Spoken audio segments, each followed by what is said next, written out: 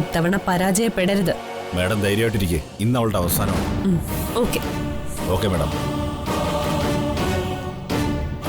വട വണ്ടി എടുക്ക്. ശരി എടി ഗംഗേ, ഗൗരിയെ രക്ഷിക്കാൻ നീ ഇന്ന് അവിടെ വന്ന പിന്നെ നീ ഒരു പ്രേതമായി അലയും. എന്റെ സ്വപ്നങ്ങൾക്ക് കുറുകെ വരുന്നത് ആരായാലും നശിപ്പിക്കും ഞാൻ.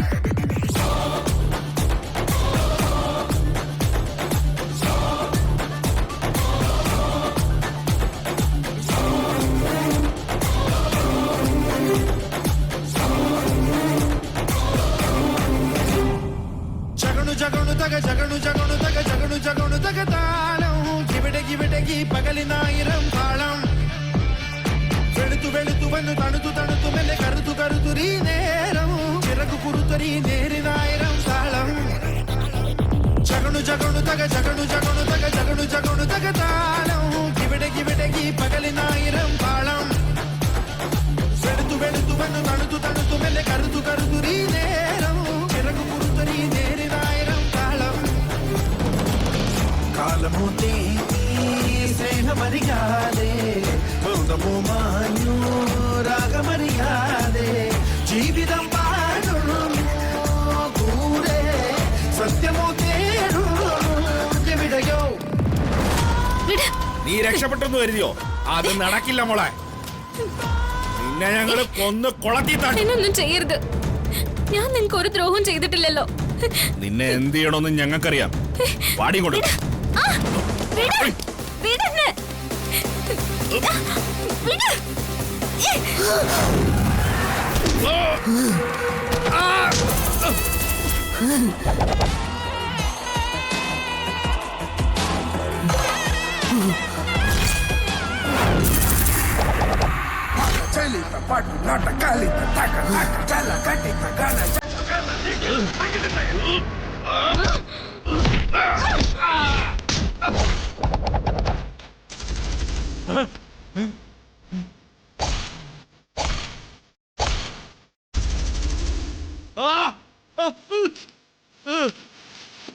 അയ്യോ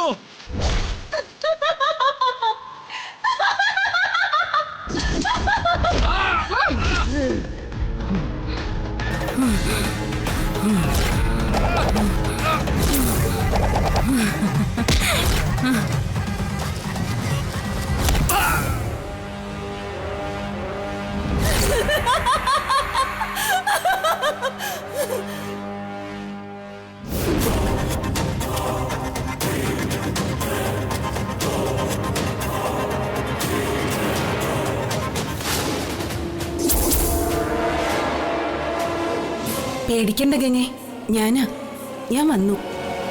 ചേച്ചി ചേച്ചി രക്ഷപ്പെട്ടോ? ഞാൻ രക്ഷപ്പെട്ടു. ഇനി നിനക്കൊരു ആപത്തും സംഭവിക്കില്ല. എന്റെ ശ്രീ മഹേശ്വര, നീ എന്റെ പ്രാർത്ഥന കേട്ടല്ലോ. എന്റെ ഗൗരിയച്ചെ രക്ഷിച്ചല്ലോ. ചേച്ചി, ഇവിടെ എന്താ സംഭവിച്ചേ?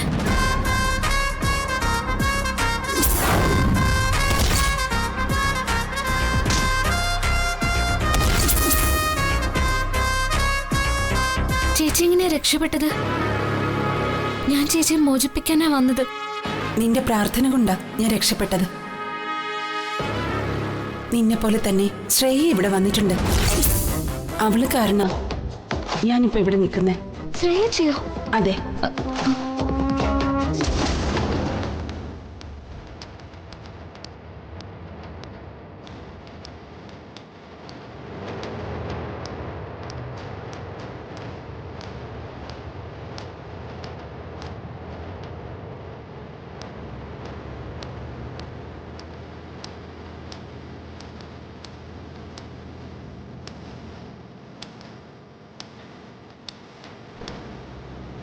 കുഴപ്പങ്ങളൊന്നും വരുത്തരുതേ ദൈവമേ. അയ്യോ,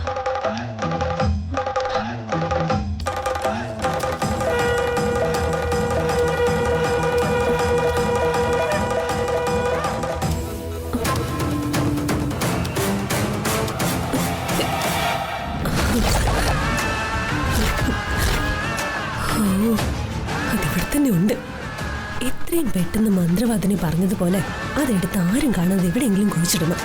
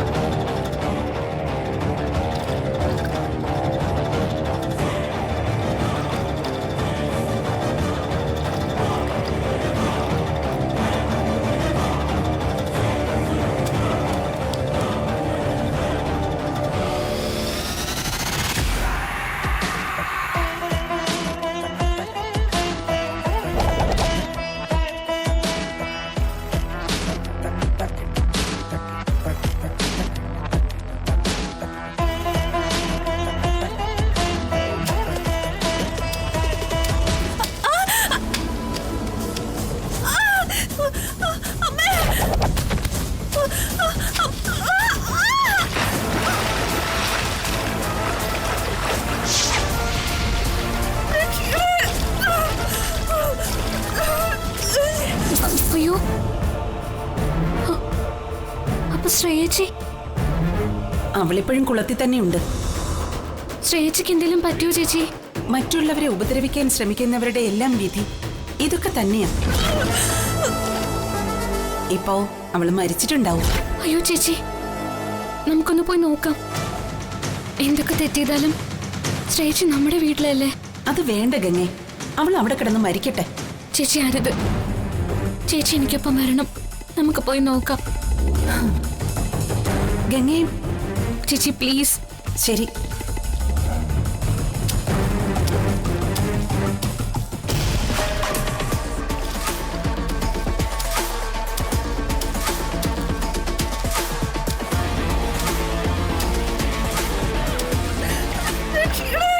അയ്യോ ചേച്ചി,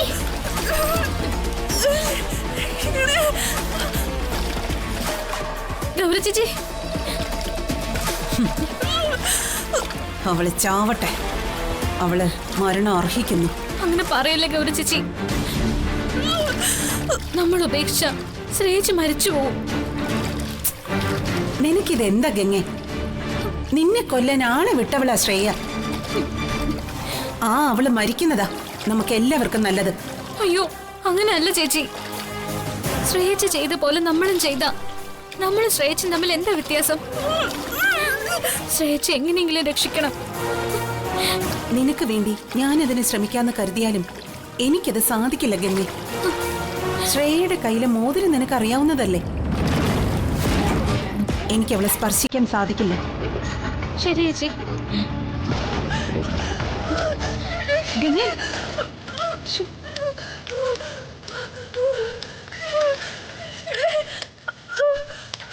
ചേച്ചി ചേച്ചി ഇതിൽ പിടിക്ക്. ചേച്ചി ഇതിൽ പിടിച്ച് കേറ്. ചേച്ചി ഇതിൽ പിടിക്കേ.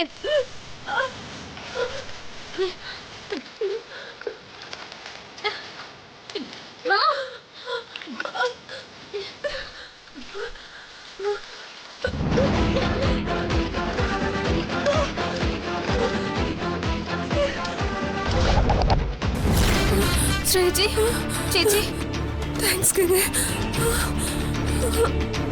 നന്ദി പറയേണ്ട കാര്യമൊന്നുമില്ല. കൺമുന്നിൽ ഒരു മനുഷ്യൻ മുങ്ങി തഴുന്ന കണ്ട കണ്ണടച്ച് മാറി നിൽക്കാനൊന്നും എനിക്ക് സാധിക്കില്ല.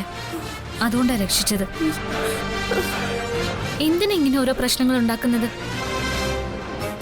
ഈ കാട്ടിക്കൂട്ടുന്നൊക്കെ കൊണ്ട് എന്താ നേട്ടം? മരണം കൺമുന്നിൽ കണ്ടില്ലേ? ഇനിയെങ്കിലും മര്യാദയ്ക്ക് ജീവിക്കും.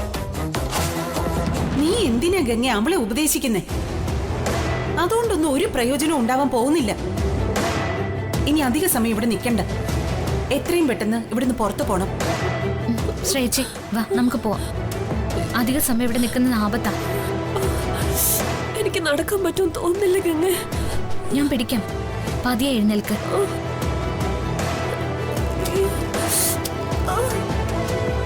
പിടിക്കും പിടിക്കും പതി.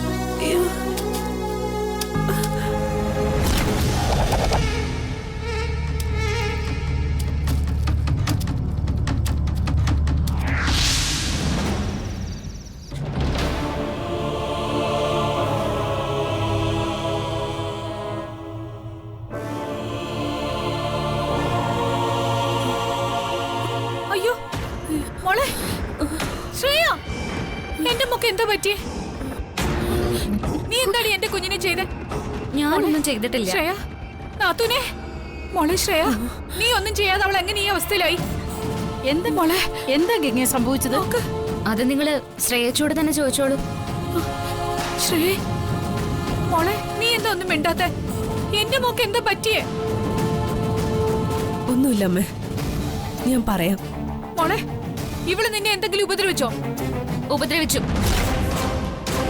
ഞാനല്ല, എന്നെ. ഇതിന്റെ പിന്നില് ശ്രേയച്ച് മാത്രല്ലെന്ന് എനിക്കറിയാം. നിങ്ങൾ എല്ലാവരും കൂടിയാ ഇങ്ങനെ ഓരോന്ന് ചെയ്യുന്നത്. ഞങ്ങൾ എന്ത് ചെയ്തെന്നാ നീ പറയുന്നത്? വേണ്ട ആന്റി, എന്നെ കൊണ്ടൊന്നും പറയിക്കണ്ട. ചെയ്ത് കൂട്ടിയതും ചെയ്യുന്നതും അധികകാലം ആർക്കും ആരുടെ മുന്നിലും മറച്ചു വെക്കാൻ പറ്റില്ല. എന്നെങ്കിലും ഒരിക്കൽ എല്ലാം എല്ലാവർക്കും മുന്നിലും വെളിപ്പെടുക തന്നെ ചെയ്യും. അന്ന് പക്ഷേ നിങ്ങൾക്ക് ആർക്കും മറുപടി ഉണ്ടാവില്ല. നീ ആരോടെ പ്രസംഗിക്കുന്നതെന്ന് അറിയാമോ? നാത്തൂന്റെ മുഖത്ത് നോക്കി മഹി പോലും ഇങ്ങനെയൊന്നും സംസാരിച്ചിട്ടില്ല. എനിക്കറിയാം. എന്നെ കൊണ്ട് പറയിച്ചതാ നിങ്ങള്. ഇനിയും എന്നെ ഉപദ്രവിക്കാൻ നോക്കിയാൽ എനിക്ക് പലതും പറയേണ്ടി വരും.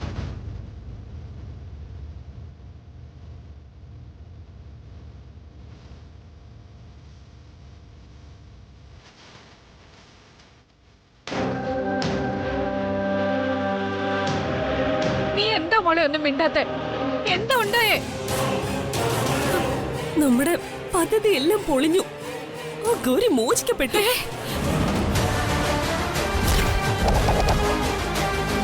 എങ്ങനെ? അത്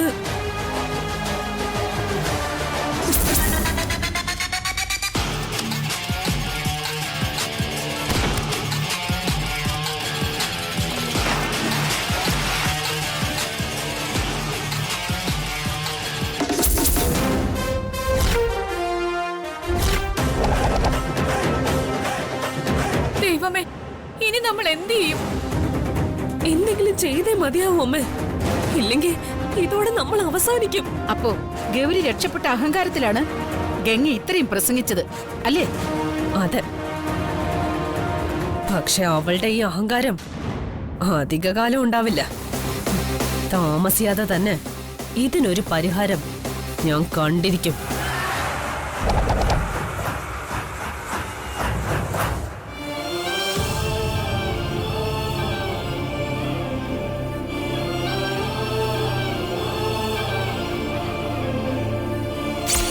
ഗംഗേ, ഗൗരി ചേച്ചി, ചേച്ചിയുടെ ഈ ശബ്ദം കേൾക്കുമ്പോ മനസ്സിന് വല്ലാത്തൊരു സന്തോഷം തോന്നുക.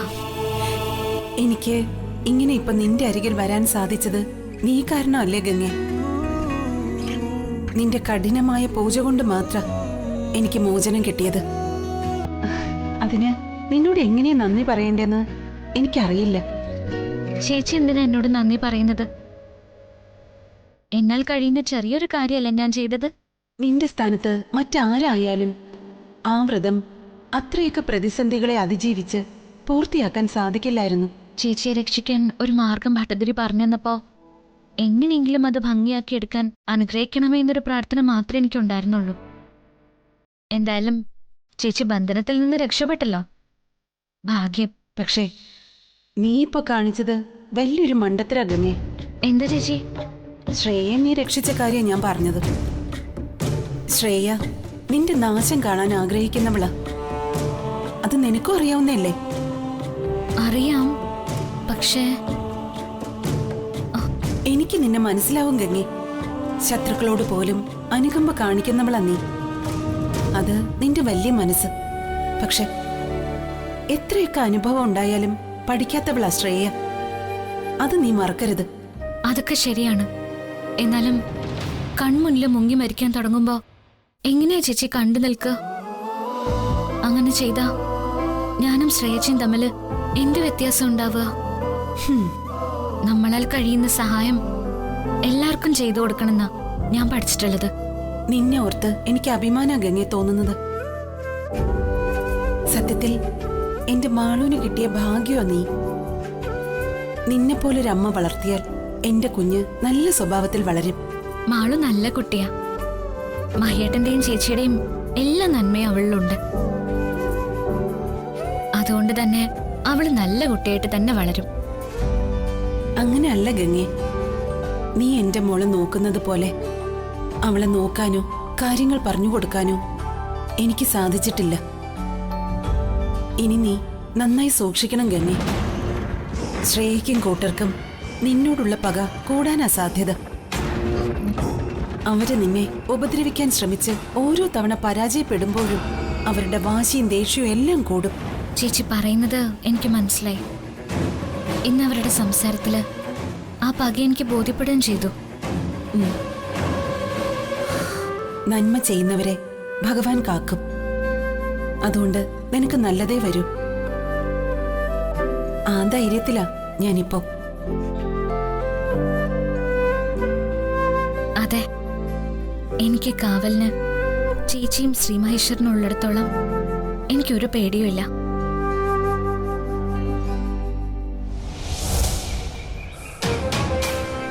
ശ്രേയ മരിക്കാൻ തുടങ്ങിയപ്പോൾ ഗംഗ രക്ഷിച്ചതുകൊണ്ട് അവളോടുള്ള ദേഷ്യമൊക്കെ ശ്രേയയ്ക്ക് നഷ്ടപ്പെട്ടെന്നാ ഞാൻ കരുതിയത്. എന്റെ ജീവിതം ഇല്ലാതാക്കി എന്റെ സ്വപ്നങ്ങൾ നശിപ്പിച്ച ഗംഗയോട് എന്റെ മരണത്തിനപ്പുറം പോലും ക്ഷമിക്കാൻ എനിക്ക് സാധിക്കില്ല. ഗൗരി പ്രേതമായിട്ട് അലയും പോലെ ഞാൻ പ്രേതമായി മാറിയിരുന്നെങ്കിൽ ഗംഗയുടെ രക്തം വലിച്ചു കുടിക്കുന്ന രക്തരക്ഷസായനെ ഞാൻ. അവള് ആ ഗംഗ ജീവൻ പണയം വെച്ച് ആ കുളക്കരയിൽ എത്തിയത് നമ്മൾ ബന്ധിച്ച ഗൗരിയുടെ ആത്മാവിനെ രക്ഷിക്കാനായിരുന്നു. അതവൾക്ക് സാധിച്ചു. ഇനി ഗൗരിയുടെ എല്ലാ സഹായവും ഗംഗയ്ക്ക് കിട്ടും. അവരെ ഇനി ഒന്നും ചെയ്യാൻ നമ്മളെ കൊണ്ട് കഴിയില്ല. അങ്ങനെ നിരാശരാവേണ്ട കാര്യമൊന്നുമില്ല.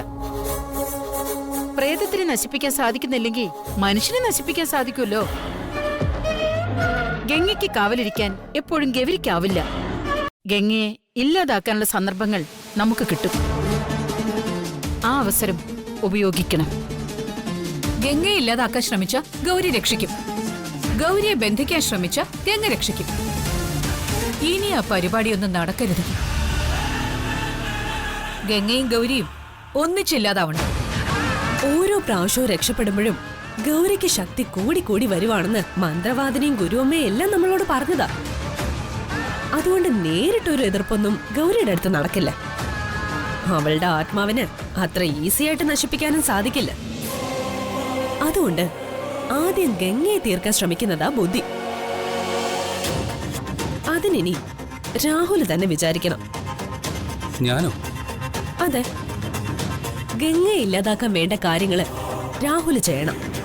അതും എത്രയും പെട്ടെന്ന് തന്നെ. നമ്മളെ പല തവണ ശ്രമിച്ച് പരാജയപ്പെട്ടതല്ലേ. അവളെ ആ ഫ്രീസർ റൂമിൽ കയറ്റിയപ്പോഴെങ്കിലും കുഴപ്പം ഉണ്ടാവില്ലെന്ന് കരുതി. അതോടെ അവള് തീരൂന്ന് ഉറപ്പിച്ചതാ. പക്ഷെ അവൾ അവിടെ നിന്ന് രക്ഷപ്പെട്ടു. അങ്ങനെ ആർക്കും ഇനി അവളെ രക്ഷപ്പെടുത്താൻ നമ്മൾ അവസരം കൊടുക്കരുത്. അന്ന് ഫ്രീസറിൽ വെച്ച് അവളെ തനിയെ മരിക്കാൻ വിടാതെ അതിനകത്ത് വെച്ച് ആ ഗുണ്ടകൾ അവളെ കൊന്നിരുന്നെങ്കിൽ ഇന്ന് നമ്മളിങ്ങനെ പുതിയ പ്ലാനിങ് ഉണ്ടാക്കേണ്ട ആവശ്യം പോലും വരില്ലായിരുന്നു. കഴിഞ്ഞു പോയതിനെ കുറിച്ച് സംസാരിച്ചിട്ട് ഇനി കാര്യമില്ല. ഇനി എന്ത് ചെയ്യാൻ പറ്റുമെന്ന് നോക്കാം. നോക്കാനൊന്നും ഇല്ല ആന്റി. ആ ഗംഗയെ തീർക്കണം. ആർക്കും അവളെ രക്ഷിക്കാൻ പറ്റാത്ത വിധം ഒറ്റയടിക്ക് ഇല്ലാതാക്കണം. അതിന് വേണ്ടത് എന്താന്ന് വെച്ചാ ചെയ്യണം രാഹുൽ. ഞാനത് ചെയ്യാം. ഞാനത് ഏറ്റു. ഇനി അവൾ രക്ഷപ്പെടില്ല. ഇത്തവണ ഗംഗ എന്നേക്കുമായി അവസാനിക്കും. അതുറപ്പാ.